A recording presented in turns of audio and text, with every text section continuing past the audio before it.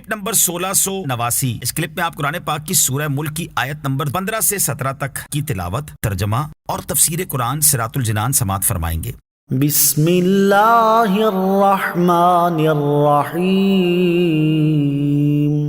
ترجمہ: اللہ کے نام سے شروع جو نہایت مہربان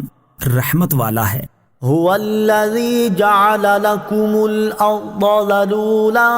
فامشوا فی مناکبها وکلوا من رزقه وإلیہ النشور۔ ترجمہ: وہی ہے جس نے تمہارے لیے زمین کو تابع کر دیا تو تم اس کے رستوں میں چلو اور اللہ کی روزی میں سے کھاؤ اور اسی کی طرف اٹھنا ہے۔ هو الذی جعل لکم الارض ذلولا، وہی ہے جس نے تمہارے لیے زمین کو تابع کر دیا۔ تفسیر صراط الجنان میں ہے، اس آیت میں اللہ تعالیٰ نے وہ نعمتیں بیان فرمائیں جو اس نے اپنی مخلوق کو عطا فرمائی ہیں تاکہ وہ اس کی نعمت کو پہچان کر اس کا شکر ادا کریں اور اللہ تعالیٰ کی وحدانیت کا اقرار کریں۔ چنانچہ اس آیت کا خلاصہ یہ ہے کہ اللہ تعالیٰ وہی ہے جس نے زمین کو مناسب طور پر نرم فرما کر تمہارے تابع کر دیا تاکہ تمہارے لیے اس میں کنویں کھودنا، چشمے جاری کرنا، نہریں بنانا، مکانات اور عمارتیں تعمیر کرنا، کھیتی باڑی اور باغبانی کرنا ممکن ہو جائے، ورنہ اگر وہ زمین کو ٹھوس پتھر کی طرح بنا دیتا یا لوہا، سونا، پیتل وغیرہ کسی دھات کی بنا دیتا تو گرمیوں میں زمین انتہائی گرم ہو جاتی اور سردیوں میں انتہائی ٹھنڈی۔ اس طرح زمین پر چلنا دشوار ہو جاتا، اور اگر پانی کی طرح نرم بنا دیتا تو کوئی چیز اس پر ٹھہر ہی نہ سکتی اور یوں زمین پر زندگی گزارنا ہی دشوار ہو جاتا۔ یہ اللہ تعالیٰ کا بہت بڑا احسان ہے کہ اس نے زمین کو ایسا بنایا ہے کہ اس سے نفع حاصل کیا جا سکے، تو تم اس کے راستوں میں چلو اور اللہ تعالیٰ کی روزی میں سے کھاؤ جو اس نے تمہارے لیے پیدا فرمائی ہے، اور تمہیں قبروں سے جزا کے لیے اسی کی طرف اٹھنا ہے۔ أَأَمِنْتُمْ مَنْ فِي السَّمَاءِ أَنْ يَخْسِفَ بِكُمُ الْأَرْضَ فَإِذَا هِيَ تَمُورُ أَمْ أَمِنْتُمْ مَنْ فِي السَّمَاءِ أَنْ يُرْسِلَ عَلَيْكُمْ حَاصِبًا فَسَتَعْلَمُونَ كَيْفَ نَذِيرٌ۔ ترجمہ: کیا تم اس اللہ عز و جل سے بے خوف ہو گئے جس کی سلطنت آسمان میں ہے، اس بات میں کہ وہ تمہیں زمین میں دھسا دے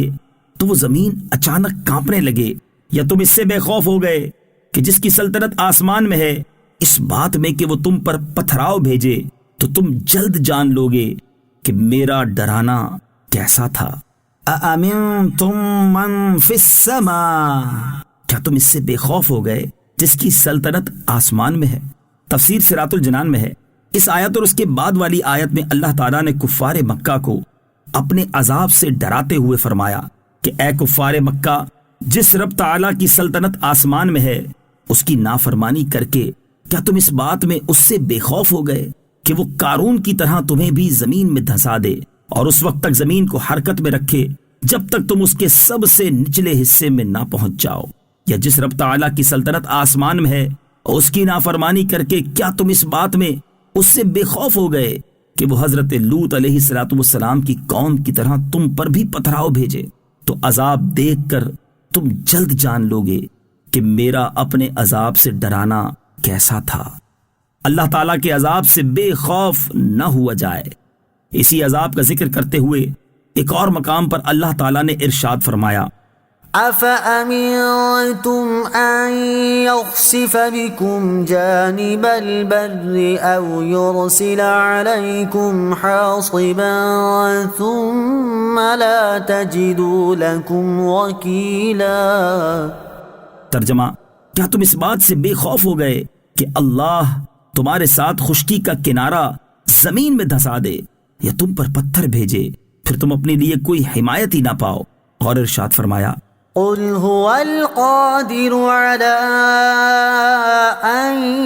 يَبْعَثَ عَلَيْكُمْ عَذَابًا مِّن فَوْقِكُمْ أَوْ مِن تَحْتِ أَرْجُلِكُمْ۔ ترجمہ: تم فرماؤ وہی اس پر قادر ہے کہ تم پر تمہارے اوپر سے یا تمہارے قدموں کے نیچے سے عذاب بھیجے، اور یہ اللہ تعالیٰ کا اپنی مخلوق پر لطف و کرم اور اس کی رحمت ہے کہ انہیں عذاب دینے پر قادر ہونے کے باوجود ان کے کفر اور گناہوں کی وجہ سے فوری عذاب نازل نہیں کرتا بلکہ اسے مؤخر فرما دیتا ہے، جیسا کہ ارشاد باری تعالی ہے وَلَوْ يُؤَاخِذُ اللَّهُ النَّاسَ بِمَا كَسَبُوا مَا تَرَكَ عَلَى ظَهْرِهَا من دابة ولكن يؤخرهم إلى أجل مسمى فإذا جاء أجلهم فإن الله كان بعباده بصيرا۔ ترجمہ، اور اگر اللہ لوگوں کو ان کے کمائے ہوئے اعمال کی وجہ سے پکڑتا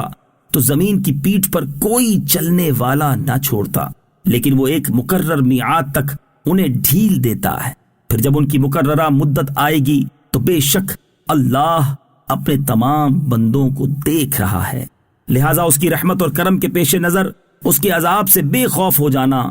بہت بڑی نادانی اور کم